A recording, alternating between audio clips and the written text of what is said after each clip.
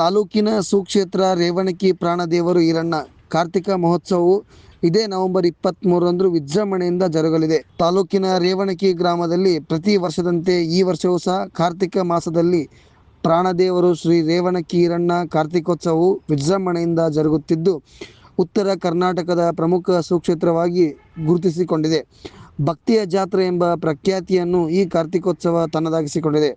ರಾತ್ರಿಯಿಂದ ಬೆಳಗ್ಗೆವರೆಗೂ ಜರುಗುವ ಅದ್ಧೂರಿ ಕಾರ್ತಿಕೋತ್ಸವದಲ್ಲಿ ಗ್ರಾಮ ಸೇರಿದಂತೆ ಸುತ್ತಮುತ್ತಲಿನ ಗ್ರಾಮದವರು, ಹೊರ ಜಿಲ್ಲೆಯವರಷ್ಟೇ ಅಲ್ಲದೆ ಕೂಡ ಹೊರ ರಾಜ್ಯದಿಂದಲೂ ಸಹ ಸಹಸ್ರ ಸಂಖ್ಯೆಯಲ್ಲಿ ಭಕ್ತರು ಆಗಮಿಸಿ ಕಾರ್ತಿಕ ಮಹೋತ್ಸವದಲ್ಲಿ ಪಾಲ್ಗೊಂಡು ಶ್ರೀ ರೇವಣಕಿ ಈರಣ್ಣ ಸ್ವಾಮಿಗೆ ಇಷ್ಟಾರ್ಥ ಮತ್ತು ಹರಕೆಗಳನ್ನು ಈಡೇರಿಸಿ ಸ್ವಾಮಿಯ ಕೃಪೆಗೆ ಪಾತ್ರರಾಗುತ್ತಾರೆ. ಕಾರ್ತಿಕೋತ್ಸವದ ನಿಮಿತ್ತ ಭಾನುವಾರ ಸಂಜೆ 5:30ಕ್ಕೆ ಜರುಗಲಿದ್ದು, ಭಾನುವಾರ ವಿಶೇಷ ಪೂಜಾ ಅಲಂಕಾರ ಜರುಗಲಿದೆ. ವರದಿಗಾರರು ಮಂಜುನಾಥ್ ದೊಡ್ಡಮನಿ, ರೇವಣಕಿ, ಚಾಣಕ್ಯ ಎಕ್ಸ್‌ಪ್ರೆಸ್ ನ್ಯೂಸ್, ಕುಕನೂರು.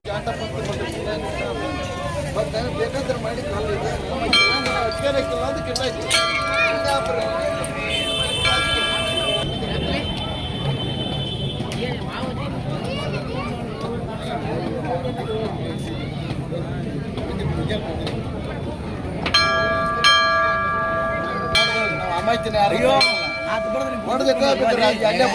ಅವನಿಬ್ಬರು ಕರ್ಕೊಂಡು